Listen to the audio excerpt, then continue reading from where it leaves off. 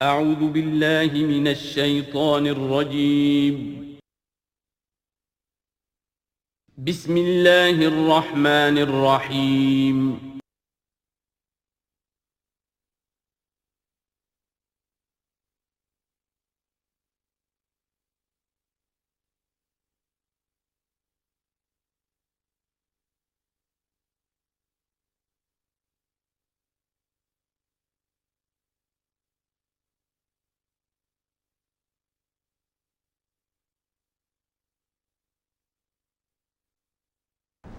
اعوذ باللہ من الشیطان الرجیم بسم اللہ الرحمن الرحیم افحسبتم انما خلقناکم عبثا وانکم الینا لا ترجعون فتعالى اللہ الملک الحق لا الہ الا هو رب العرش الکریم ومن يدع مع الله إلها آخر لا برهان له به فإنما حسابه عند ربه إنه لا يفلح الكافرون وقل رب اغفر وارحم وأنت خير الراحمين صدق الله العظيم رب اشرح لي صدري ويسر لي أمري واحلل عقدة من لساني يفقهوا قولي۔ سورہ مومنون کی جو آخری 4 آیات ہیں بہت جامع ہیں، بہت پرجلال ہیں۔ افحسبتم انما خلقناکم عبثا وانکم الینا لا ترجعون، کیا تم نے یہ سمجھا تھا کہ ہم نے تمہیں بیکار پیدا کیا تھا، بے مقصد پیدا کیا تھا، اور یہ کہ تم ہماری طرف لوٹائے نہیں جاؤ گے؟ یعنی یہ کہ در حقیقت اگر آخرت کا تصور موجود نہ ہو تو تخلیق انسانی کا مقصد کو سمجھ میں نہیں آتا۔ عام حیوانات کی طرح انسان ہوتا تو بات ٹھیک تھی، لیکن انسان عام حیوان نہیں ہے۔ اس میں خاص طور پر جو نیکی اور بدی کا امتیاز وضعیت کیا گیا ہے، اس کے اندر جو ایک مورل سینس ہے، اخلاقی حس ہے، کچھ چیزوں کو یہ برا سمجھتا ہے، کچھ چیزوں کو اچھا سمجھتا ہے، اور یہ یونیورسل ہے، یہ کسی ایک قوم یا ایک علاقے کے لوگوں کی بات نہیں ہے۔ یہ مورل ویلیوز جو ہے یہ پرماننٹ ہے، یونیورسل ہے، گلوبل ہے۔ تو آخر ان کا نتیجہ کیا ہے؟ گندم از گندم بروید، جو سے جو، گندم سے گندم اگنی چاہیے، جو سے جو، لیکن ہم دنیا میں تو دیکھتے ہیں کہ نیکی کا نتیجہ لازماً اچھا نہیں نکلتا اور بدی کا نتیجہ لازماً برا نہیں نکلتا۔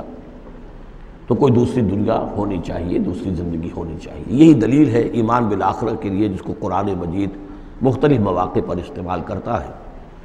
چنانچہ سورہ آل عمران کے آخری رکوع میں ہم یہ دیکھ چکے ہیں، ربنا ما خلقت ھذا باطلا سبحانک فقنا عذاب النار۔ گویا کہ وہی بات یہاں ہے،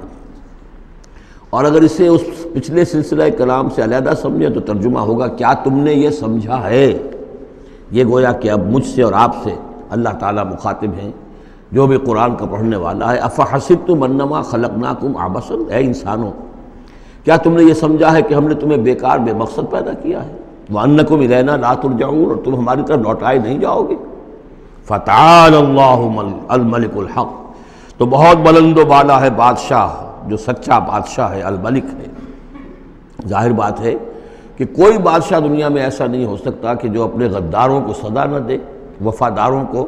خلعتیں نہ دے، جاگیریں نہ دے، انعامات نہ دے۔ دنیا کا نظام چل نہیں سکتا جزا و سزا کے بغیر۔ تو وہ الملک القدوس الملک الحق کیسے ممکن ہے کہ وہ اپنے جانثاروں، وفاداروں، تابع داروں،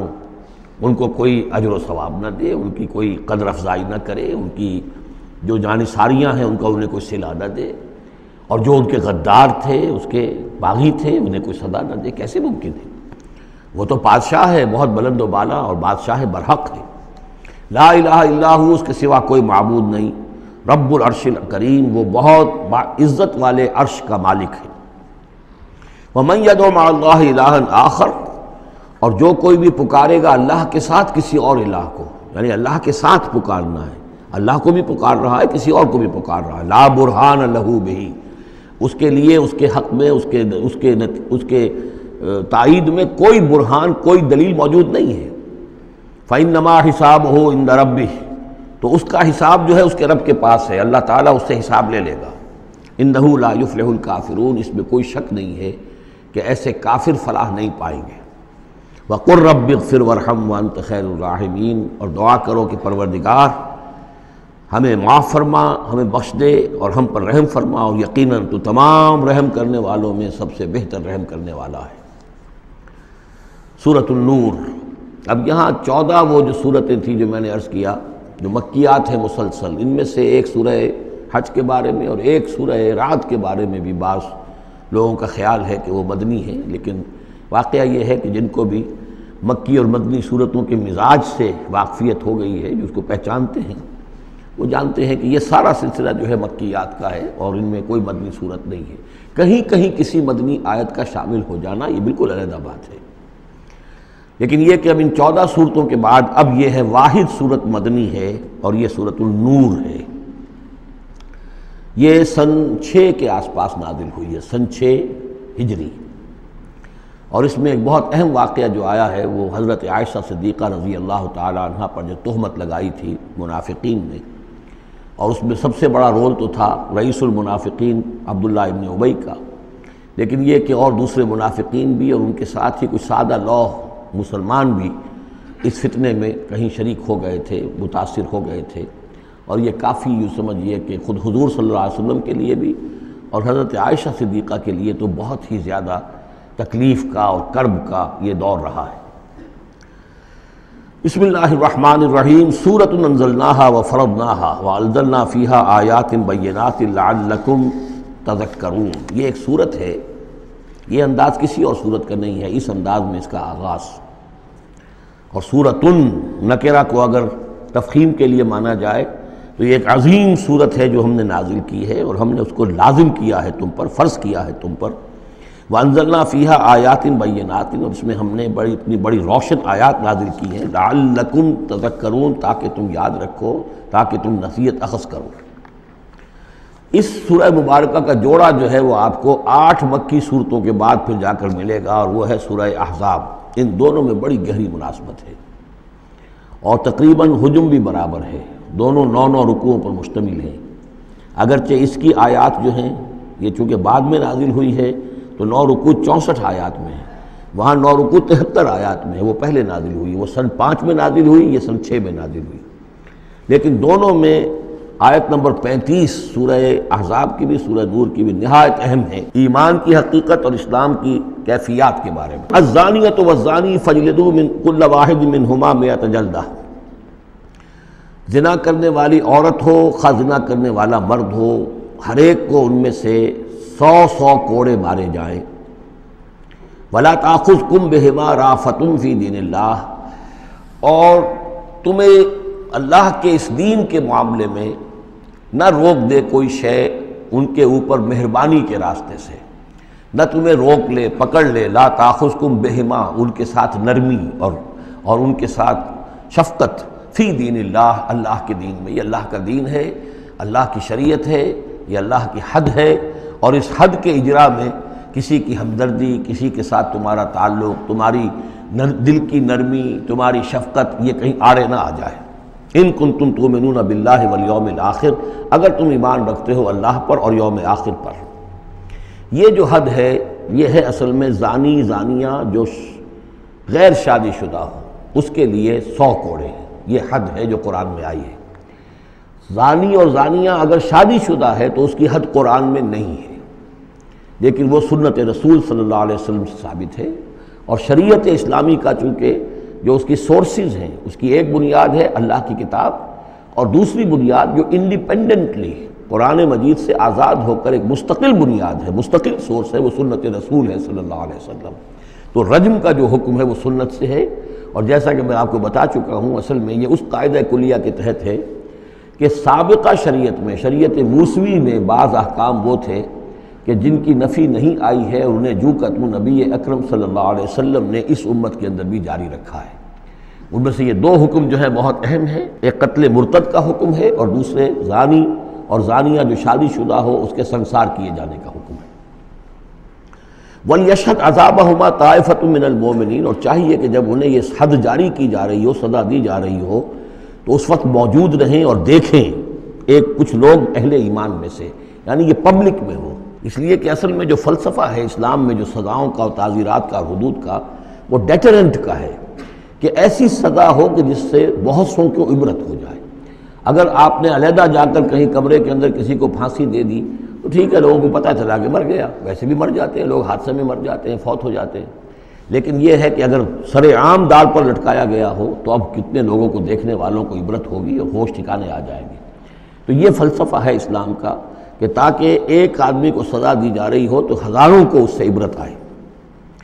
الزانی لا ينکح الا زانیۃ او مشرکۃ،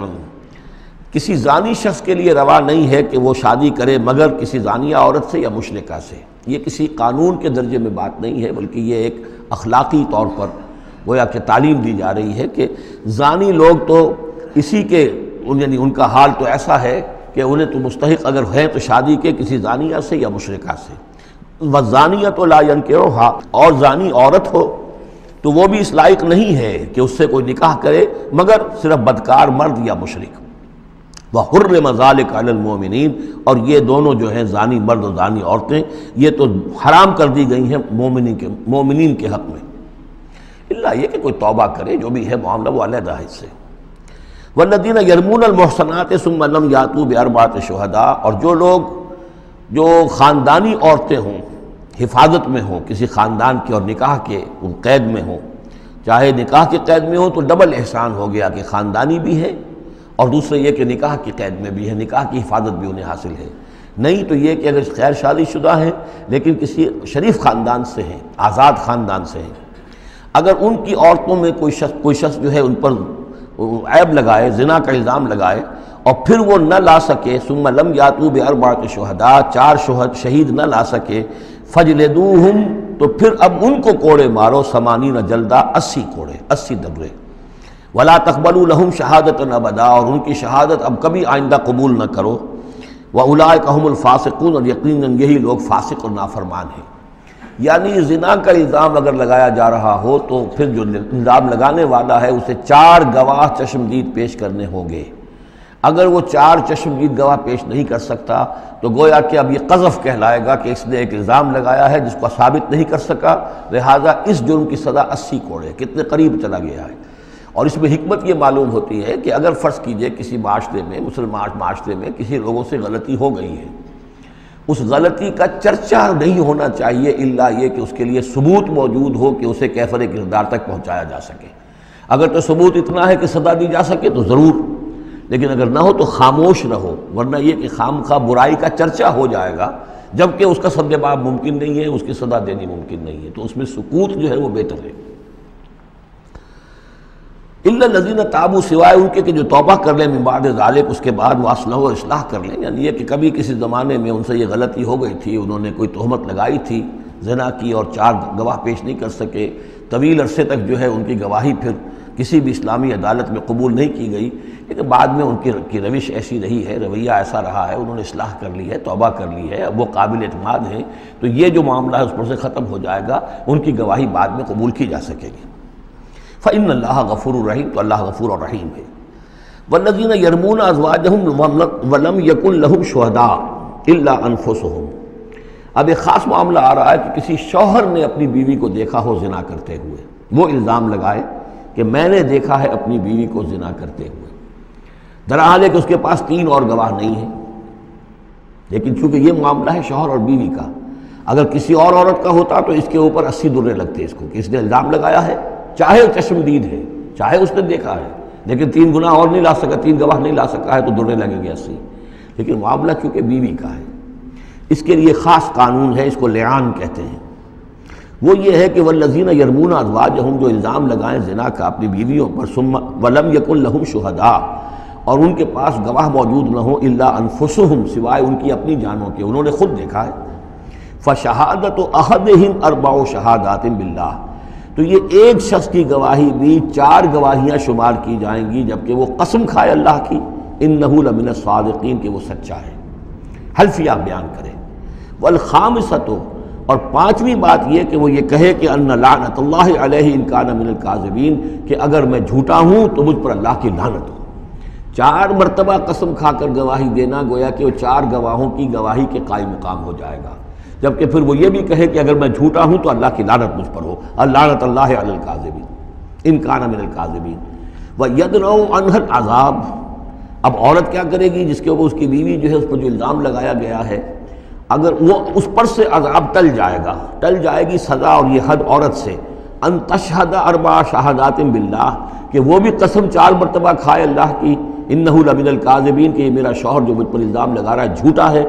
والخامسۃ، اور 5ویں بات وہ یہ کہے ان غضب اللہ علیہا ان کان من الصادقین، کہ اگر میرا یہ شوہر اس الزام میں سچا ہے تو مجھ پر اللہ کا غضب آئے۔ اس انداز میں پھر یہ کہ عورت کے اوپر پھر حد جاری نہیں ہوگی، اور اگر شوہر کے 4 قسمیں کھا کر الزام لگانے اور پھر یہ کہ اللہ تعالیٰ کی لعنت اپنے اوپر طلب کرنے اگر جھوٹا ہو، اس کے بعد اگر بیوی خاموش رہتی ہے، وہ جوابی طور پر قسم نہیں کھاتی 4،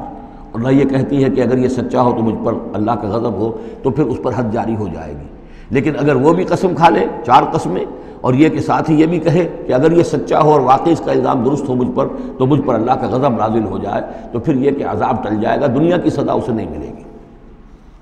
وَلَوْلَا فَضْلُ اللَّهِ عَلَيْكُمْ وَرَحْمَتُهُ، اور اگر اللہ کا فضل اور اس کی رحمت تمہارے شامل حال نہ ہوتی، وَأَنَّ اللَّهَ تَوَّابٌ رَحِيمٌ، تو گویا کہ یہاں پہ محذوف ہے کہ اگر اللہ کا فضل اور اس کی رحمت شامل حال نہ ہوتی تو تم بہت غلط راستے پر پڑ جاتے، تم کوئی بہت بڑا قدم اٹھا دیتے۔ وہ جو بھی واقعہ اب آگے آ رہا ہے یہ اس کے لیے تمہید ہے۔ وَأَنَّ اللَّهَ تَوَّابٌ حَكِيمٌ، یقیناً اللہ تعالیٰ بہت توبہ کو قبول فرمانے والا اور حکمت والا ہے۔ إِنَّ الَّذِينَ جَاءُوا بِالْإِفْكِ عُصْبَةٌ مِّنكُمْ، جن لوگوں نے یہ طوفان اٹھایا ہے، جن لوگوں نے تہمت تراشی ہے حضرت عائشہ صدیقہ رضی اللہ تعالی عنہا پر، یہ تمہارے ہی ایک گروہ ہے، تم ہی میں سے ہیں۔ لا تحسبوہ شرا لکم، اسے تم اپنے لیے برا نہ سمجھو، بل ہوا خیر لکم، بلکہ یہ بھی تمہارے لیے خیر ہے۔ اس کے ذریعے سے اللہ تعالیٰ تمہارے سامنے اب اس ضمن میں ہدایات دے گا، قوانین بتا دے گا، شریعت کے جو احکام ہیں وہ نازل ہو رہے ہیں، اس کے لیے گویا کہ یہ واقعہ جو ہے ایک تقریب بن گیا، ایک ذریعہ بن گیا۔ واقعہ اچھی طرح نوٹ کر لیجئے کہ غزوہ بنی مستلق میں حضور سن 6 کا ہے یہ واقعہ، ہجری کا تشریف لے گئے تھے۔ جب وہاں سے واپس آ رہے تھے تو جہاں رات کو ایک جگہ پر قیام تھا، اور حضرت عائشہ صدیقہ جو ہے ایک ہودج میں علیحدہ ہوتی تھیں، جیسے جس کو کہ اٹھا کر جو لوگ آتے تھے حمال، وہ اٹھا کر اسے اونٹ پر رکھ دیتے تھے، اور جہاں پر پڑا ہوا وہ ہودج اونٹ پر سے اتار کر نیچے رکھ دیا۔ تو رات کو کہیں قضائے حاجت کے لیے نکلی، پیشاب وغیرہ کی حاجت ہوئی، وہ کہیں گئیں، وہاں کچھ دیر لگ گئی، اور دیکھا واپس آ کر تو کہیں ہار اپنا گر گیا تھا۔ اس ہار کو دیکھنے کے لیے واپس گئیں، اتنی دیر میں وہ حمال آئے، اور حضرت عائشہ بہت دبلی پتلی تھیں، انہیں اندازہ نہیں ہوا کہ اس ہودج میں اس وقت ام المومنین موجود نہیں ہے۔ انہوں نے اٹھایا اور وہ کوچ کا وقت ہو گیا تھا، اونٹ کے اوپر رکھا اور قافلہ چل دیا۔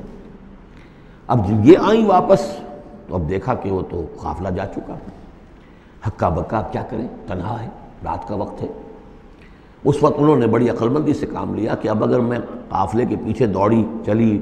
تو پتہ نہیں میں کسی غلط راستے پر مڑ جاؤں، اور پھر وہ تلاش بھی نہیں کر سکیں گے مجھے، تو بہتر یہ کہ میں یہیں پر بیٹھی رہوں، تاکہ انہیں جب بھی خیال ہوگا کہ اس ہودج کے اندر جو ہے ام المومنین عائشہ صدیقہ موجود نہیں ہے تو وہ تلاش میں پھر یہیں آئیں گے۔ تو وہاں بیٹھی ہوئی تھی، رات کا وقت تھا، نیند آ گئی، سو گئی، اس سے آپ کا چہرہ بھی کھل گیا۔ تو ایک صاحب تھے صحابہ میں سے صفوان ابن معطل، ان کی ڈیوٹی یہ ہوتی تھی کہ وہ لشکر کے پیچھے پیچھے چلتے تھے۔ لشکر چل رہا ہے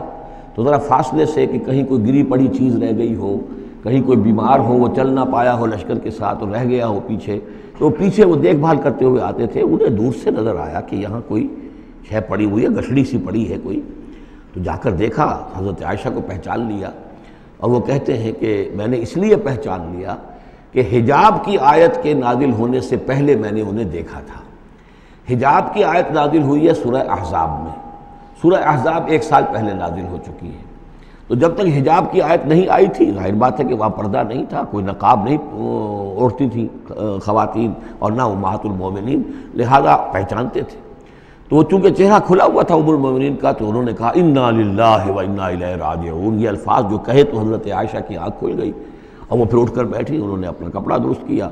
لیکن پھر انہوں نے یہ کیا صفوان ابن معطل نے کہ اپنا اونٹ بٹھا دیا خاموشی کے ساتھ، حضرت عائشہ اس پر سوار ہو گئیں، اور وہ آگے اس کی وہ نکیل پکڑ کر وہ چلتے گئے اور قافلے میں پہنچ گئے۔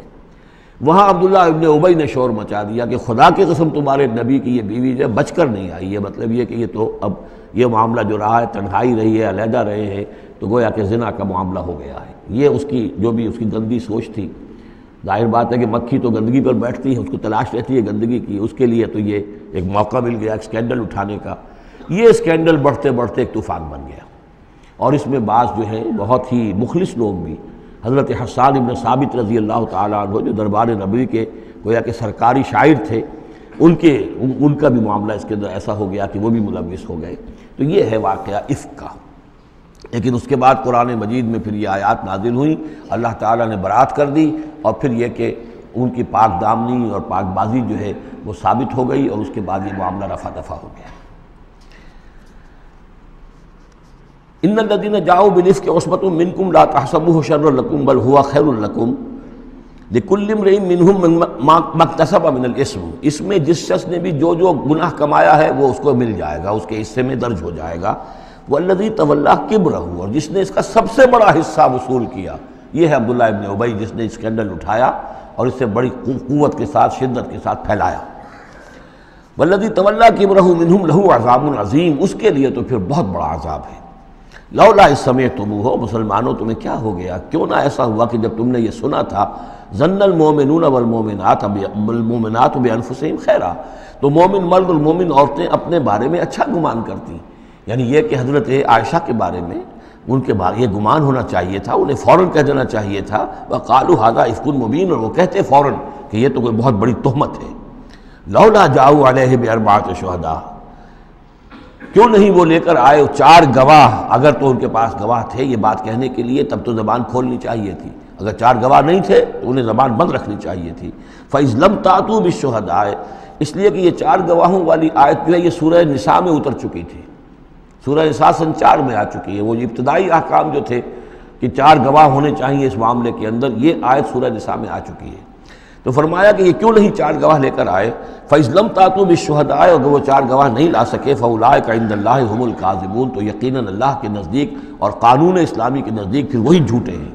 وَلَوْلَا فَضْلُ اللَّهِ عَلَيْكُمْ وَرَحْمَتُهُ، اور اگر نہ ہوتا اللہ کا فضل، اس کی رحمت تمہارے شامل حال فی الدنیا والآخرہ، دنیا میں اور آخرت میں بھی، لَمَسَّكُمْ فِيمَا أَفَضْتُمْ، تو تم پر پڑتی اس چیز پر کہ جس کا چرچا تم نے کیا ہے، عذاب عظیم، بہت بڑا عذاب۔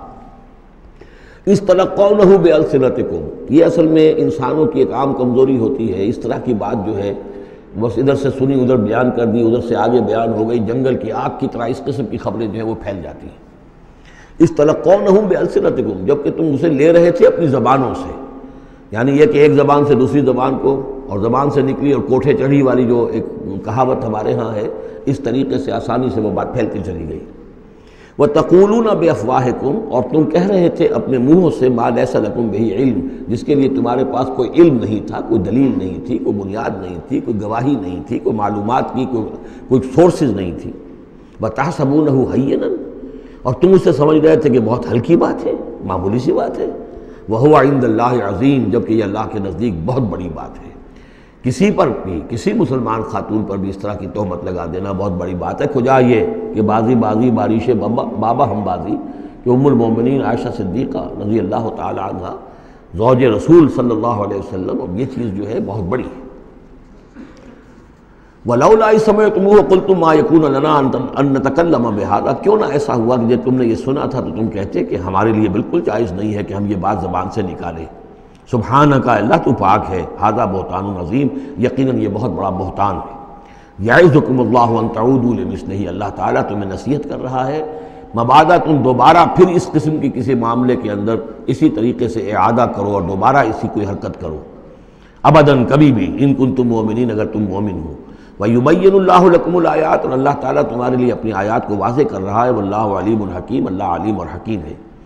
ان الذین یحبون ان تشیع الفاحشۃ فی الذین آمنوا لہم عذاب علیم،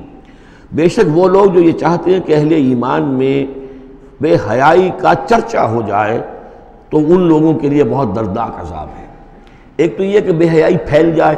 تشیع الفاحشہ شائع ہو جائے، بے حیائی عام ہو جائے، جو لوگ اس کے لیے، اب ظاہر بات ہے کہ آج کل تو کاروبار کے لیے، اپنے اخبار بیچنے کے لیے، اس کی جو ہے اشاعت بڑھانے کے لیے نئی سے نئی قسم کی رنگین تصویریں شائع کی جا رہی ہیں، یہ سارا کچھ ہو رہا ہے۔ کسی شے کا اشتہار دینا ہو، عورت کی تصویر ساتھ ہوگی،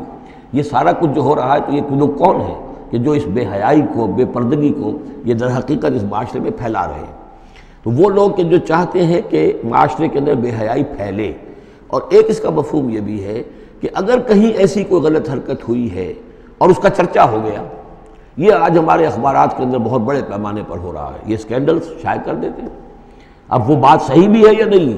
غلط ہے تب بھی، لیکن ایک بات ہے اس کا چرچا ہو گیا، پورے دنیا کے اندر پہنچ گئی۔ اب ظاہر بات ہے کہ بچے بھی پڑھتے ہیں، بچیاں بھی پڑھتی ہیں، ان کے لیے تو گویا کہ یہ ایک ان کی معلومات کا ایک کھاتہ کھل گیا کہ ایسا بھی ہوتا ہے۔ جس طریقے سے آج کل ہو رہا ہے معاملہ، اس کے جس طریقے سے اخبارات میں شائع کیا جا رہا ہے، تو اس کی اس اشاعت کے اندر خرابی کا پہلو زیادہ ہے، مضر پہلو زیادہ ہے۔ اگر ہے بھی ایسا معاملہ، اگر تو سزا کے قابل ہے تو گواہی دو اور سزا دلواؤ، اور ایسی سزا ہو کہ جس سے ایک کو سزا ہو اور ہزاروں کو ہوش آ جائے، اور اگر نہیں ہے تو خاموش ہو، اس کے اوپر زبان کھولنا بھی جو ہے در حقیقت بہت بڑا جرم ہے۔ ان الذين يحبون ان تشيع الفاحشة في الذين آمنوا لهم عذاب عليم في الدنيا والآخرة، دنیا میں بھی اور آخرت میں بھی۔ واللہ یعلم وانتم لا تعلمون، اللہ جانتا ہے اور تم نہیں جانتے۔ ولولا فضل اللہ علیکم ورحمتہ، اور اگر اللہ کا فضل نہ ہوتا تم پر اور اس کی رحمت نہ ہوتی تو یہ تو طوفان ایسا اٹھا تھا کہ اس کے بڑے دور تک نتائج نکل سکتے تھے، یہ محذوف ہے۔ وان اللہ رؤوف الرحیم، تو اللہ بہت رؤوف ہے اور رحیم ہے۔ یا ایھا الذین آمنوا لا تتبعوا خطوات الشیطان، اہل ایمان شیطان کے نقش قدم کی پیروی نہ کرو۔ ومن یتبع خطوات الشیطان، جو کوئی بھی شیطان کے نقوش پا کی پیروی کرے گا فإنہ یأمر بالفحشاء والمنکر، تو شیطان تو اسے حکم دے گا، وہ تو حکم دیتا ہے بے حیائی کا اور منکر کا، بری بات کا۔ ولولا فضل اللہ علیکم ورحمتہ، اور اگر نہ ہوتا اللہ کا فضل اور اس کی رحمت تمہاری شامل حال،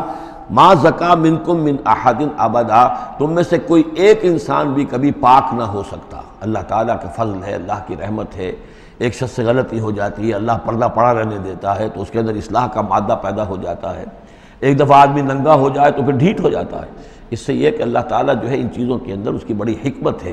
کہ اگر کوئی غلطی ہو گئی ہے فوراً نہیں پکڑتا، وہ اس کو مہلت دیتا ہے اصلاح کرے۔ ولولا فضل اللہ علیکم ورحمتہ، اگر نہ ہوتا اللہ کا فضل تم پر اور اس کی رحمت، ما زکا منکم من احد ابدا، تم میں سے کوئی بھی کبھی نیک اور پارسا نہ بن سکتا اور پاک نہ ہو سکتا۔ ولکن اللہ یزکی من یشاء، بلکہ یہ تو اللہ تعالیٰ ہی پاک کرتا ہے جس کو چاہتا ہے۔ واللہ سمیع علیم، اللہ سمیع علیم ہے۔ ولا یأتل اولو الفضل منکم والسعة ان یؤتوا اولی القربى والمساکین والمہاجرین فی سبیل اللہ۔ اس آیت کی بھی شان نزول ہے کہ حضرت ابو بکر صدیق رضی اللہ تعالیٰ عنہ کے ایک یا تو بھانجے تھے یا خالہ زاد بھائی تھے، حضرت مصطح۔ یہ حضرت مصطح جو ہے غریب آدمی تھے، اور حضرت ابو بکر ان کی مدد کیا کرتے تھے، پیسے سے، مال سے ان کی ضرورت جو ہے پوری کرتے تھے۔ لیکن یہ مصطح بھی اس میں شریک ہو گئے۔ حضرت عائشہ صدیقہ رضی اللہ تعالیٰ عنہ پر جو تہمت کا معاملہ چلا، تو حضرت ابو بکر کو جب معلوم ہوا کہ مصطح بھی اس معاملے کے اندر شریک ہے، تو پھر غصے میں آ کے ان کا قسم کھا لی کہ میں اب اس کے ساتھ کبھی کوئی بھلائی نہیں کروں گا، اس نے اتنی بڑی غلطی کی ہے، اور اس معاملے کے اندر میری بیٹی کا معاملہ ہے، اور اس میں اس کو یہ خیال نہیں آیا کہ میں اس کے ساتھ کتنا کچھ احسان کرتا ہوں، اور اس نے اس کے اندر جو ہے وہ خود بھی شریک ہو گیا۔ اس پر اللہ تعالیٰ کی طرف سے گرفت آ رہی ہے کہ نہیں ابو بکر یہ ٹھیک نہیں ہے، جو بھی اس سے غلطی ہوئی، لیکن تم جو نیک کام کر رہے تھے اس کا کیوں قسم کھاتے ہو کہ اس کے اندر تم مدد نہیں کرو گے۔ ولا یأتل اولو الفضل منکم، اور نہ قسم کھائیں جو فضل والے ہیں، درجے والے ہیں تم میں سے، جن میں اللہ نے فضیلت دی ہے، نیکی میں بھی، ایمان میں بھی فضیلت دی ہے، دولت میں بھی فضیلت دی ہے، وسعت، اور جنہیں کشادگی دی ہے، مال کی کشادگی دی ہے، ان یؤتوا اولی القربى، کہ وہ کوئی صلہ رحمی کریں اپنے قرابت داروں کے ساتھ، کچھ دیں مال اور صدقہ و خیرات دیں اپنے قرابت داروں کو، والمساکین والمہاجرین، اور محتاجوں کو اور وطن چھوڑنے والے مہاجرین کو، فی سبیل اللہ، اللہ کی راہ میں، تو یہ قسم نہ کھائیں۔ ولیعفوا ولیصفحوا، انہیں چاہیے کہ معاف کر دیں اور درگزر سے کام لیں۔ الا تحبون ان یغفر اللہ لکم، کیا تم یہ نہیں چاہتے کہ اللہ تمہیں معاف کرے؟ یعنی اے ابو بکر اگر تم یہ چاہتے ہو، تم سے بھی تو کوئی خطا آخر ہو جاتی ہے، اللہ معاف فرماتا ہے، کیا تم نہیں چاہتے کہ اللہ تمہاری خطاؤں سے درگزر کرے؟ الا تحبون ان یغفر اللہ لکم، کیا تم نہیں پسند کرتے اس کو کہ اللہ تمہیں معاف کرے؟ اس پر اس آیت کو سنتے ہی حضرت ابو بکر صدیق کے الفاظ یہ نقل کیے گئے، بلا یا ربنا انا نحب، کیوں نہیں پروردگار، ہم ضرور چاہتے ہیں کہ تو ہمیں معاف فرما دے۔ انہوں نے اپنی قسم کا کفارہ دیا، اور اس کے بعد جو بھی وہ کرتے تھے ان کے ساتھ بھلائی اور نیکی، اس سلسلے کو جاری کر دیا۔ واللہ غفور رحیم، اور اللہ تعالیٰ غفور ہے اور رحیم ہے۔ ان الذین یرمون المحصنات الغافلات المؤمنات، یقیناً وہ لوگ کہ جو تہمت لگاتے ہیں ان پاک دامن عورتوں پر کہ جو غافل ہیں، جن کو ان چیزوں کا ہوش بھی نہیں ہے، جن کا گمان بھی ادھر نہیں گیا، المومنات اہل ایمان میں سے لعنوا فی الدنیا ایسی معصوم اور پاک دامن عورتوں پر جو تہمت لگانے والے ہیں ان پر پھٹکار ہے دنیا میں بھی اور آخرت میں بھی، ولہم عذاب عظیم اور ان کے لیے بہت بڑا عذاب ہے۔ یوم تشہد علیہم السنتہم وایدیہم، جس دن کے ان کے خلاف گواہی دیں گے، تشہد علیہم، علی کو نوٹ کر لیجئے، جس دن کے ان کے خلاف گواہی دیں گے، السنتہم ان کی اپنی زبانیں گواہی دیں گی، وایدیہم ان کے اپنے ہاتھ گواہی دیں گے، وارجلہم اور ان کے پاؤں گواہی دیں گے، بما کانوا یعملون، اب جو کچھ عمل وہ کر رہے تھے۔ یہ ہاتھ ہمارے پاس اللہ کی امانت ہے، میں اس سے غلط کام کر رہا ہوں تو یہ انڈر پروٹیسٹ میرا حکم تو مان رہا ہے، اس لیے کہ اللہ تعالیٰ نے مجھے میرے حوالے سے کیا ہوا ہے، لیکن اس کے اندر پروٹیسٹ ہے، قیامت کے دن یہی میرے خلاف مقدمہ کرے گا، پروردگار تو نے مجھے اس کے حوالے کیا تھا اور یہ مجھ سے میرے ذریعے سے غلط کام کرتا رہا۔ یہ پاؤں جو ہیں ہمارے خلاف گواہی دیں گے کہ پروردگار ہم اس کے تابع تھے، اس کے حکم کے مطابق چل رہے تھے، یہ بدبخت ہمیں چوری کرنے کے لیے جاتا تھا تو اس کے لیے استعمال کرتا تھا، یا کوئی اور برا کام کرنے کے لیے ہمارے پیروں ہمیں استعمال کرتا تھا۔ یومئذ یوفیہم اللہ دینہم الحق، اس دن اللہ تعالیٰ ان کا پورا بدلہ ان کو دے دے گا۔ یہ دین کے لفظ کو یہاں نوٹ کیجئے، دین بدلے کو کہتے ہیں، دین مالک یوم الدین، جزا و سزا کے دن کا مالک، بدلے کا دن۔ وَيَعْلَمُونَ أَنَّ اللَّهَ هُوَ الْحَقُّ الْمُبِينُ، اور وہ جان لیں گے کہ اللہ تعالیٰ ہی ہے الحق، سچا اور ہر بات کو کھول کر بیان کر دینے والا۔ الخبیثات للخبیثین والخبیثون للخبیثات، ناپاک عورتیں ناپاک مردوں کے لیے ہیں اور ناپاک مرد ناپاک عورتوں کے لیے ہیں، اور طیبات والطیبات للطیبین والطیبون للطیبات، اور ستھرے اور پاک باز جو خواتین ہیں وہ پاک باز مردوں کے لیے ہیں، اور پاک باز جو مرد ہیں وہ پاک دامن خواتین کے لیے ہیں۔ اولئک مبرؤون مما یقولون، یہ لوگ بری ہیں ان چیزوں سے کہ جو لوگ کہتے ہیں۔ لہم مغفرۃ ورزق کریم، ان کے لیے مغفرت ہے اور رزق کریم ہے۔ یہ دونوں آیات جو ہیں در حقیقت اخلاقی تعلیم کی نوعیت کی ہیں، کہ اتنی اخلاقی حس معاشرے کے اندر رہے کہ جس کے ساتھ کوئی بدنامی کا معاملہ ہو جائے پھر وہ خود محسوس کرے کہ میں آئسولیٹ ہو کر رہ گیا ہوں یا رہ گئی ہوں اس معاشرے کے اندر، یہ معاشرے کے اندر یہ عام روش پیدا ہو جائے۔ جیسے کہ پہلے آیا تھا وہ اس کے اندر بھی یہی بات تھی کہ زانی نکاح نہ کرے مگر کسی زانیہ سے یا کسی مشرکہ سے، وہ اس لائق نہیں ہے کہ اس کے نکاح میں کوئی مسلمان خاتون آئے پاک دامن اور عفت والی۔ اس طرح زانیہ جو ہے اس سے کوئی نکاح نہ کرے سوائے مشرک کے، یہ قانونی چیزیں نہیں ہیں، جیسا کہ میں نے عرض کیا یہ اخلاقی، تاکہ ایک نفرت پیدا ہو زنا سے، بدکاری سے۔ اسی طریقے سے معاشرے کے اندر ایک عام فضا، ایک حس ایسی پیدا ہو جائے کہ جس میں جو لوگ بھی ایسی گراوٹوں میں مبتلا ہوں وہ خود اپنی آنکھوں میں ذلیل ہو کر رہ جائیں۔ یا ایھا الذین آمنوا لا تدخلوا بیوتا غیر بیوتکم حتی تستأنسوا، اب اس حوالے سے بہت سے جو احکام آ رہے ہیں، یہ سورہ نور اور سورہ احزاب ان دونوں میں معاشرتی احکامات ہیں۔ معاشرتی احکامات میں خاص طور پر وہ جو ایک آیت آئی ہے سورہ بنی اسرائیل میں، وَلَا تَقْرَبُوا الزِّنَا إِنَّهُ كَانَ فَاحِشَةً وَسَاءَ سَبِيلًا، اس زنا کا سد باب کرنے کے لیے اسلام کے معاشرتی نظام میں بہت دور دور تک اقدامات کیے گئے ہیں۔ قریب مت جاؤ زنا کے، یعنی زنا کو ایریڈیکیٹ کرنا معاشرے میں یہ ایک بہت بڑا آبجیکٹیو ہے، اور اس کے لیے دور دور تک اقدامات، مثلا پردہ ہے، ستر ہے، لباس کے احکام دیے گئے ہیں۔ معاشرہ جو ہے ہمارا جو ہے وہ مکسڈ سوسائٹی نہ ہو، مخلوط معاشرہ نہ ہو، مردوں کی ذمہ داریاں علیحدہ ہیں، عورتوں کی علیحدہ ہیں، معاشرہ جو ہے سیگریگیٹڈ ہو، مردوں اور عورتوں کے درمیان اختلاط نہ ہو۔ یہ ساری چیزیں کس کے لیے ہیں؟ یہ اسی لیے ہے کہ یہ در حقیقت اس قدر شدید کشش ہے مرد اور عورت کے اندر، یہ اللہ نے جو دو جنسیں بنائی ہیں، اور اس میں یقیناً جو سیکس کا معاملہ اتنا پورٹنٹ موٹیو ہے کہ اس کو اگر پوری طریقے سے جیسے گھوڑا بہت منہ زور ہو تو اسے بہت باندھ کر رکھنا پڑے گا اور بڑا اس کو کنٹرول کرنے کے لیے محنت کی ضرورت ہے، اسی طریقے سے اس سیکس کو ڈسپلن کرنا اور صحیح انداز میں اس کو جو ہے ہارنس کرنا، اور اس کے لیے یہ ہے کہ غلط راستوں سے اس کو بچانا، اس کے لیے بڑے دور دور تک احکام دیے گئے ہیں۔ یہ پورا معاشرتی نظام اسلام کا اسی بنیاد پہ اب قائم ہے۔ اب اسی میں سے مثلاً یہ گھر کی پرائیویسی بھی ہے، ایک گھر ہے، گھر میں ایک شوہر ہے، اس کی بیوی ہے، اب آپ فوراً چلے گئے سیدھے گھر کے اندر، نہیں،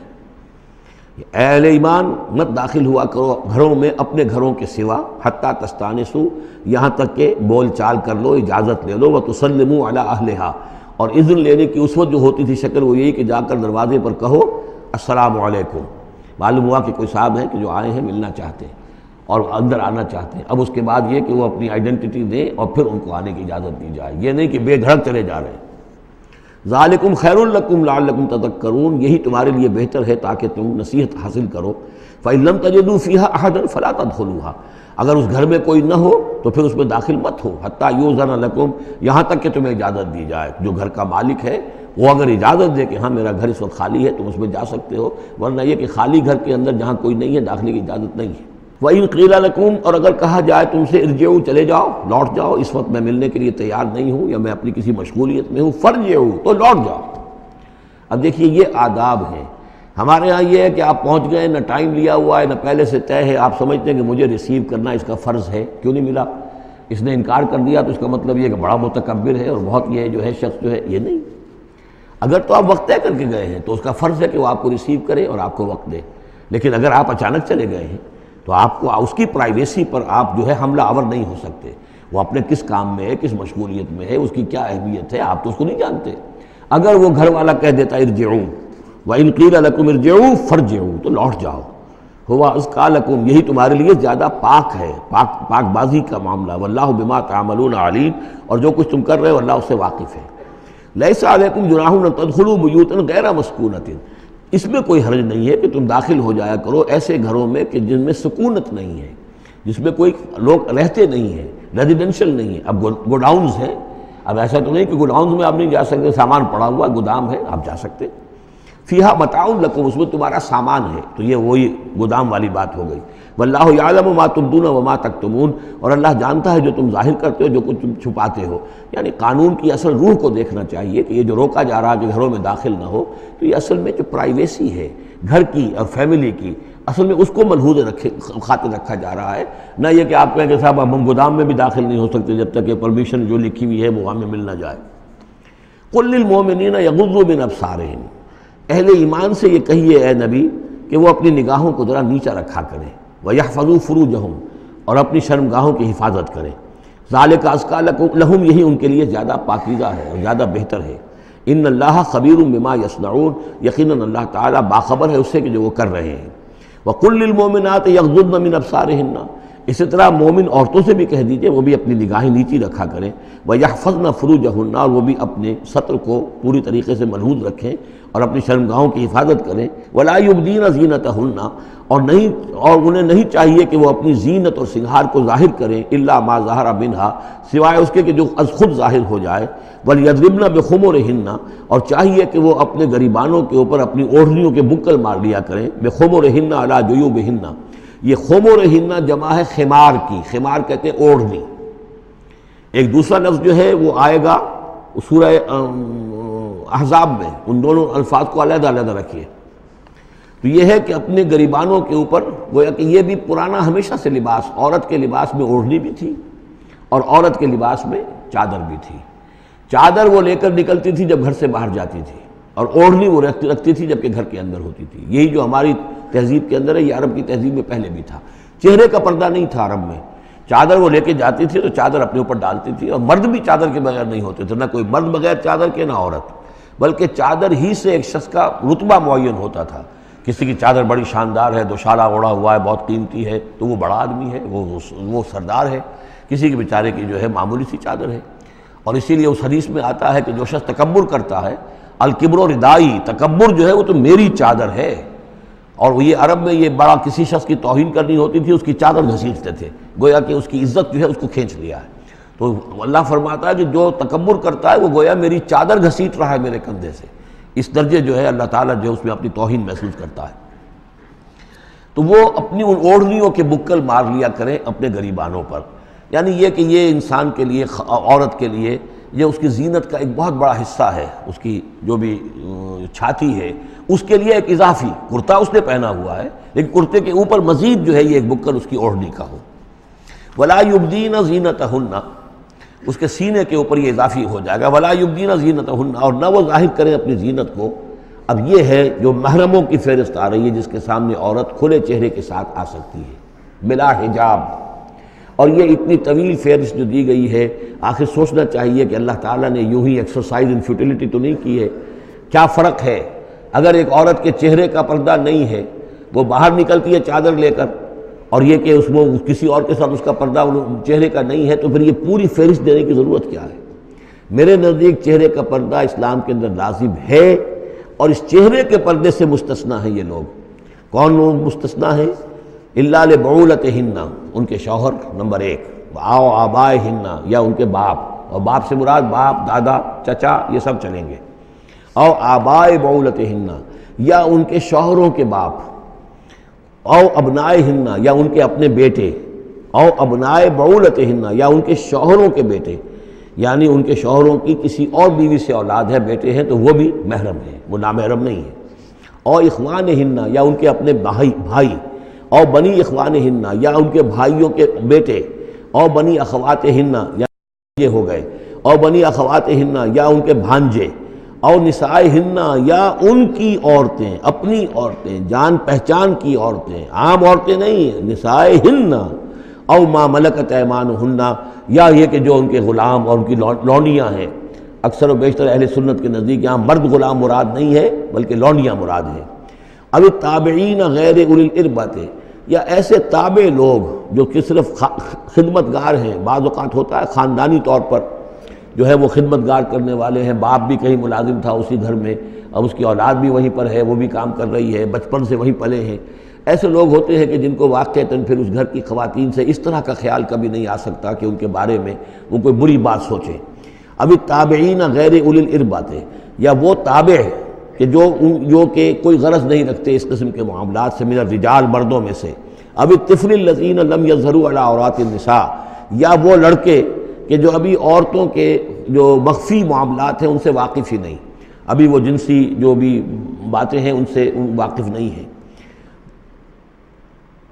ولا یضربن، یہ اب یہ فہرست مکمل ہو گئی، یہ ہیں محرم لوگ جن کے سامنے عورت بغیر چہرے کے پردے کے آ سکتی ہے۔ باقی یہ کہ زینت جو خود بخود ظاہر ہو جائے، اب ظاہر ہے کہ آپ نے چادر بھی لی ہوئی ہے، کسی خاتون نے برقع بھی اوڑھا ہوا ہے، لیکن اب کسی کا قد ہے، ماشاءاللہ وہ قد ایسا ہے، سرو قد ہے کوئی خاتون، تو وہ کہاں چھپائے گی اس قد کو؟ وہ تو ظاہر ہو جائے گا۔ جسم متناسب ہے، اب وہ جسم تو ظاہر ہو جائے گا۔ اس اعتبار سے ما ظہر منہا کو لوگوں نے لے لیا چہرے کے لیے، یہ بالکل غلط ہے۔ چہرے کا تو پردہ میرے نزدیک لازم ہے، اور یہ کہ باقی یہ کہ ان کے سامنے چہرے کے سمیت عورت آ سکتی ہے۔ باقی عورت جو ہے اپنے بیٹے کے سامنے بھی سوائے 3 اعضاء کے اور نہیں کھول سکتی، اپنے بھائی کے سامنے بھی نہیں کھول سکتی۔ چہرہ، یہ ہاتھ پونچھوں سے نیچے، اور پیر ٹخنوں سے نیچے، یہ جو 3 اعضاء ہیں یہ وہ ہیں کہ جو جس کو عورت نے یہ کھلے رکھ سکتی ہے، اپنے وہ بیٹے کے سامنے بھی، بھائی کے سامنے بھی، اور جو بھی رشتے گنائے گئے ہیں۔ لیکن یہ کہ اس سے آگے پھر جو ہے معاملہ وہ پھر شوہر کا ہے، اس سے آگے یعنی لباس کا معاملہ جو ہے جس سے کہ عورت جو ہے وہ آزاد ہوگی، وہ صرف شوہر کے لیے۔ وَلَا يَضْرِبْنَ بِأَرْجُلِهِنَّ لِيُعْلَمَ مَا يُخْفِينَ مِنْ زِينَتِهِنَّ، اور نہ یہ ایسا ہو کہ وہ اپنے پاؤں مار کر چلیں، کوئی زیور جو ہے پاؤں میں پہنا ہوا اس کی جھنکار ہو تاکہ لوگوں جو ہے ادھر متوجہ ہو جائیں۔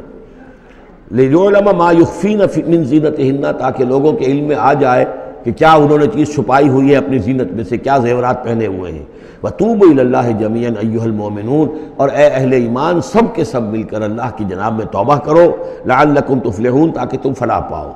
وَأَنكِحُوا الْأَيَامَ مِنكُمْ، اور دیکھو اپنی بیواؤں کی شادیاں کر دیا کرو۔ وَالصَّالِحِينَ مِنْ عِبَادِكُمْ، یہ بھی اب ایک بہت اہم ہے بات۔ ہندوانہ ہمارا معاشرہ جو ہے وہ بیوہ کی شادی جو ہے وہ تو جائز بھی نہیں سمجھتا، یا بہت ہی یوں سمجھیے کہ اس کے نزدیک بہت ہی ناپسندیدہ بات ہے، اور ہمارے ہاں بھی یہ ہو گیا ہے۔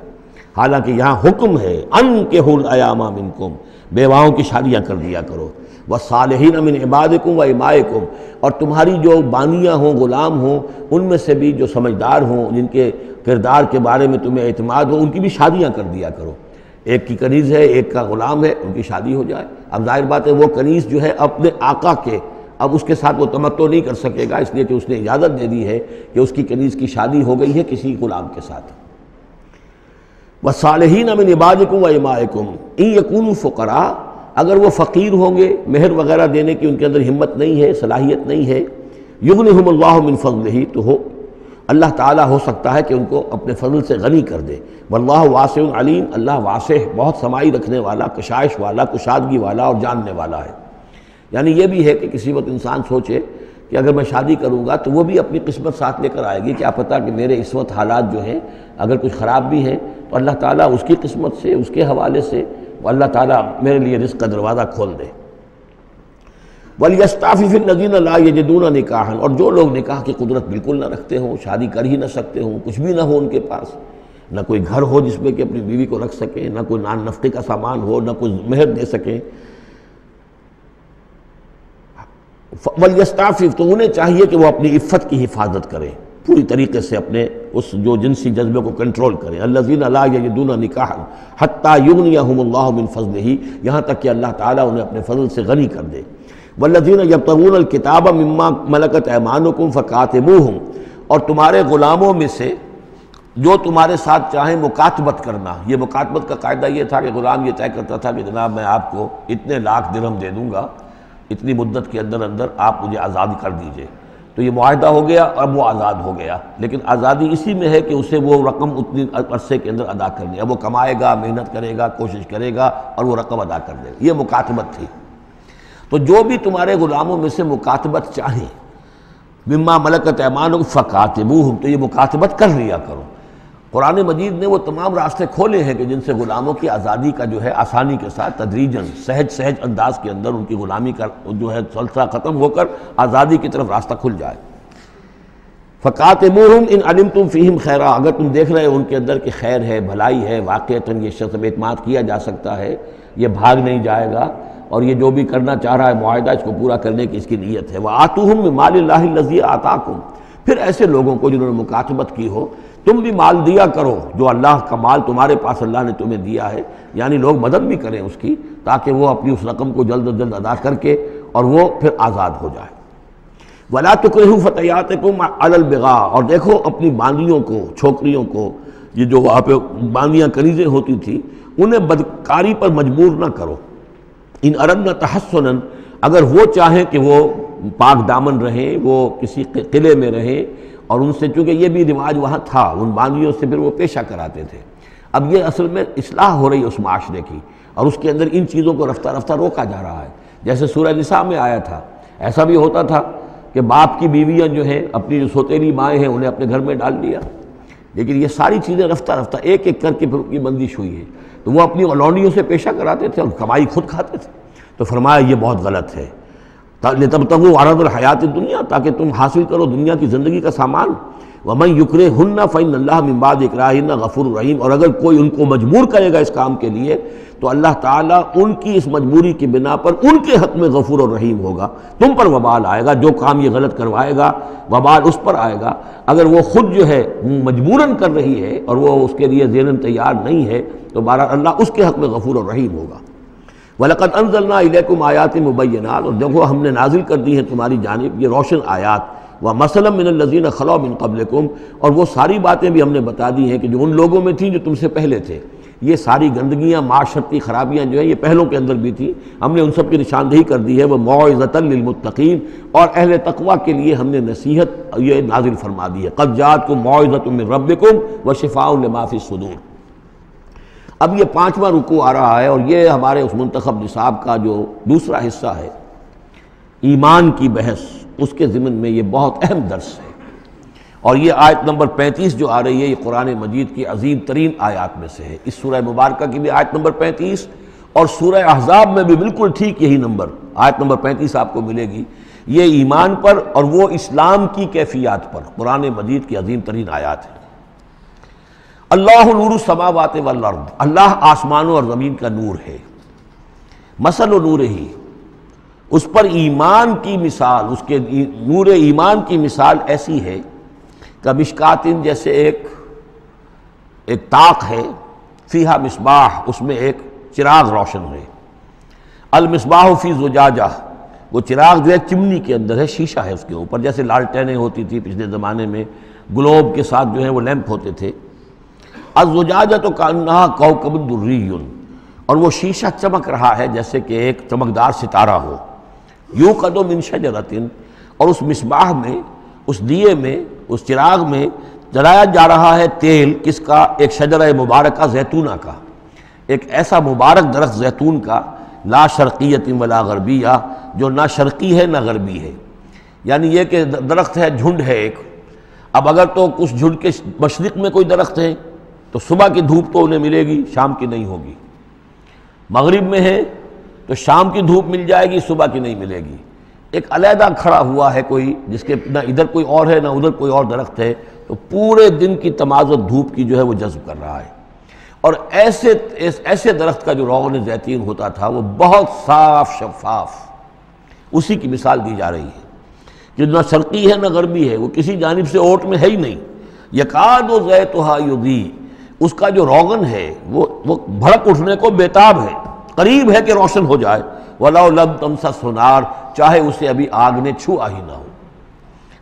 نور علی نور، جب آگ مس کر جائے، چھو جائے تو پھر نور علی نور ہے، وہ بھڑک اٹھتا ہے۔ یہدی اللہ لنورہ من یشاء، اللہ تعالیٰ ہدایت فرماتا ہے اپنے نور کی جانب جس کو چاہتا ہے، وَيَضْرِبُ اللَّهُ الْأَمْثَالَ لِلنَّاسِ، اور اللہ تعالیٰ مثالیں بیان کرتا ہے لوگوں کے لیے، وَاللَّهُ بِكُلِّ شَيْءٍ عَلِيمٌ، اور اللہ ہر چیز کا کما حقہ علم رکھتا ہے۔ یہ اصل میں ایمان کے لیے، اس کے اجزائے ترکیبی کے لیے بہترین تمثیل ہے، جس کو میں پہلے بیان کرتا رہا ہوں کہ ایک ہے فطرت، انسانی فطرت، اگر فطرت سلیم ہے تو اس کے اندر یہ ایمانی حقائق موجود ہیں، معرفت خداوندی موجود ہے، البتہ اس پر کوئی پردے آ گئے ہیں، اس کے اوپر جو ہے کچھ غلاف پڑ گئے ہیں،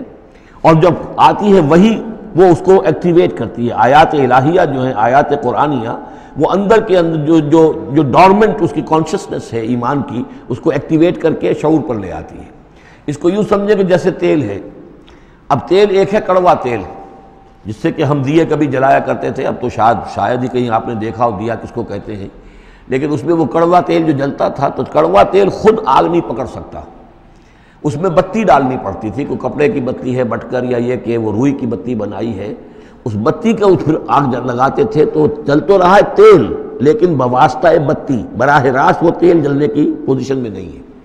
لیکن ایک تیل ہے پیٹرول، اس کو جو کڑوے تیل سے روشنی حاصل کرنے کے لیے جتن کرنے پڑ رہے ہیں آپ کو جلانے کے لیے، اور پیٹرول گویا کہ بیتاب ہے، وہ بھڑک اٹھنے کو بیتاب ہے، ذرا سی چنگاری قریب آئی اور بھڑک گیا۔ اسی طریقے سے انسانوں کی طباع کا فرق ہے، کچھ لوگوں کی جو فطرت ہے اتنی سلیم ہوتی ہے، اتنی نیکی ہوتی ہے اس کے اندر کہ جیسے ہی وہی سامنے آئی، آئینہ جگمگا اٹھا ایک دم، اس لیے کہ اوپر غبار ہے ہی نہیں، اس کے اوپر کوئی اور جو ہے پردے پڑے ہوئے ہیں ہی نہیں۔ یہ مثال صدیقین کی ہے جو میں نے کل بھی آپ سے عرض کیا تھا کہ جیسے کہ حضور نے فرمایا میں نے جس کے سامنے بھی دعوت ایمان رکھی اس نے کچھ نہ کچھ توقف اور تردد ضرور کیا، سوائے ابو بکر کے کہ ایک لحظے کا بھی توقف نہیں کیا۔ یہ اس لیے کہ ان کی فطرت اتنی سلیم تھی، گویا کہ وہ پیٹرول تھا ان کے اندر جو بھڑک اٹھنے کو بیتاب تھا کہ ذرا قریب بھی اگر دیاسدائی آ گئی تو بھڑک اٹھے۔ لیکن کچھ لوگ وہ تھے کہ جن کا تیل اتنا صاف اور پاک نہیں تھا، ان میں کوئی تکدر تھا، انہیں وقت لگ گیا، اگر چاہیے کہ بالآخر وہ ایمان لے آئے، لیکن یہ کہ کچھ اس میں بتی ڈالنی پڑی، کوئی اس کے لیے محنت کرنی پڑی۔ السابقون الاولون من المہاجرین والانصار والذین اتبعوہم بإحسان، پھر وہ لوگ ہیں جو بعد میں درجہ بدرجہ پھر ان کے بعد آتے چلے گئے۔ تو اسی طریقے سے ایمان کی مثال ہے کہ یہ روغن فطرت یا نور فطرت، نور روح، روحانی نور جو ہمارے اندر ہے نور تجلی بھی اسی خاک میں پنہاں، غافل تجرا صاحب ادراک نہیں ہے، وہ جو ہماری روح کے اندر ہے، روح ملکوتی کے اندر جو نور ہے، یہ نور اور باہر سے جو قرآن کا نور، وحی کا نور آیا، ان دونوں کے نور کے اجتماع سے پھر نور علی نور کی کیفیت پیدا ہوئی۔ اب وہ نور ایمانی جو ہے وجود میں آ گیا۔ اللہ نور السماوات والارض مثل نورہ کمشکاۃ فیہا مصباح، المصباح فی زجاجہ، اور ذہن میں رکھیے یہ ہمارا جو پنجر ہے پسلیوں کا، اس کی واقعتاً طاق کی سی شکل ہے، یہ نیچے سے چوڑا ہو رہا ہے، اوپر سے تنگ ہو رہا ہے، طاق ایسے ہی ہوتے تھے۔ ڈائفرام جو ہے وہ اس طاق کا گویا کہ فلور ہے، جو ہمارے ایبڈومینل کیویٹی کو چیسٹ کیویٹی سے علیحدہ کرنے والا عضو ہے، اور دل رکھا ہوا ہے اس کے اوپر، یہ گویا کہ چراغ ہے۔ اس دل میں نور ایمان ہوتا ہے، اس دل کے اندر جو ہے وہ اللہ کا نور، اور یہ نور بنا ہے دو چیزوں سے، ایک وہ نور فطرت جو اس کے اندر موجود تھا اس کی روح کے اندر، اور ایک نور وحی، ان دونوں کے اجتماع سے نور علی نور، وہ نور جو ہے وہ نور ایمان کی شکل میں اس قلب کے اندر جو ہے وہ جاگزی ہوا اور قلب منور ہو گیا۔ المصباح فی زجاجہ الزجاجۃ کأنہا کوکب دری یوقد من شجرۃ مبارکۃ زیتونۃ لا شرقیۃ ولا غربیہ یکاد زیتھا یضیء ولو لم تمسسہ نار نور علی نور یہدی اللہ لنورہ من یشاء. یہ نور علی نور ہے، دو نوروں کے جمع ہونے سے یہ نور ایمان وجود میں آیا، نور فطرت، نور وحی. اور اللہ تعالیٰ ہدایت دیتا ہے اپنے نور کی جس کو چاہتا ہے، اور اللہ یہ مثالیں لوگوں کے لیے بیان کرتا ہے. باقی اللہ کو تو ہر شے کا کما حقہ علم ہے، مثال کی ضرورت انسانوں کے لیے ہے کہ جو ان لطیف حقائق کو ایسے ہی خود نہیں سمجھ سکتے. اب جن لوگوں کے دلوں میں یہ نور ایمان پیدا ہو جاتا ہے، ان کی ایک جھلک دکھائی جا رہی ہے کہ ان کی شخصیت، ان کی زندگی کی دلچسپیاں کیا ہوتی ہیں. فی بیوت اذن اللہ ان ترفع ویذکر فیہا اسمہ، ان گھروں میں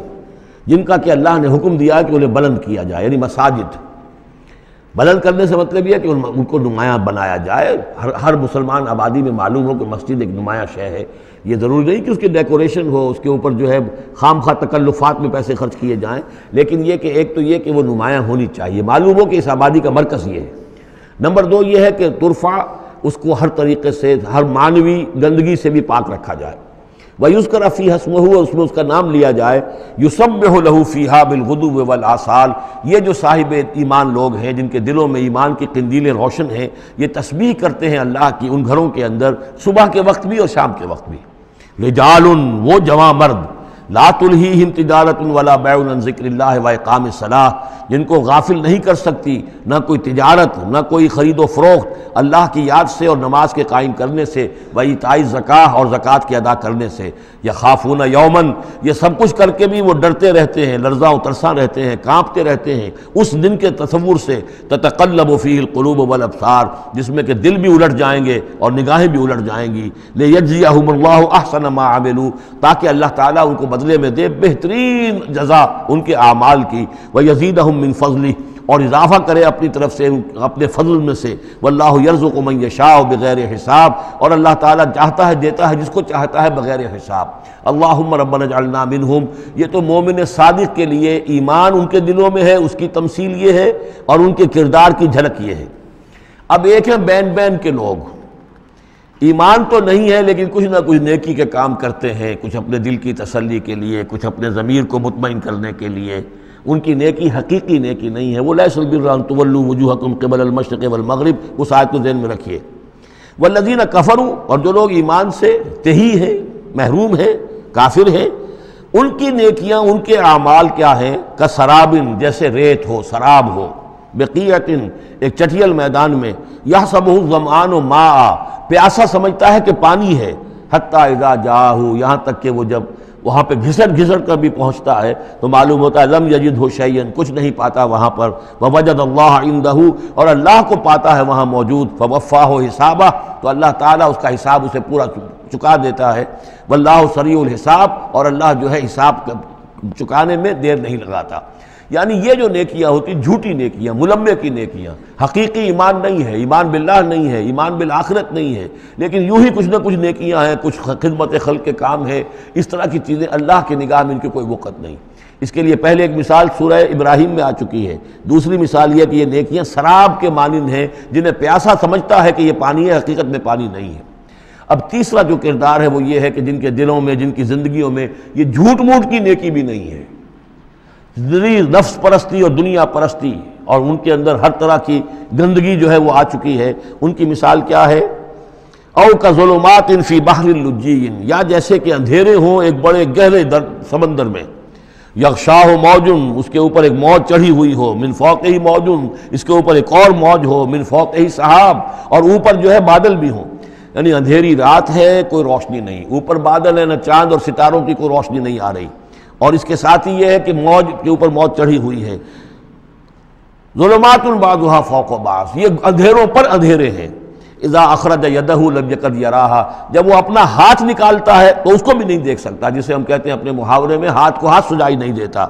وَأَلَّمْ يَجْعَلِ اللَّهُ لَهُ نُورًا، اور جس کو اللہ تعالیٰ ہی نے کوئی نور عطا نہ کیا ہو، فَمَا لَهُ مِن نور، تو اس کے لیے پھر کہیں کوئی نور نہیں ہے. یہ وہ لوگ ہیں کہ جن کی زندگیاں کسی ملمے کی نیکی سے بھی خالی ہیں، اندھیارے ہی اندھیارے ہیں. ظلمات بعضها فوق بعض. بارک اللہ لی ولکم فی القرآن العظیم ونفعنی وإیاکم بالآیات والذکر الحکیم.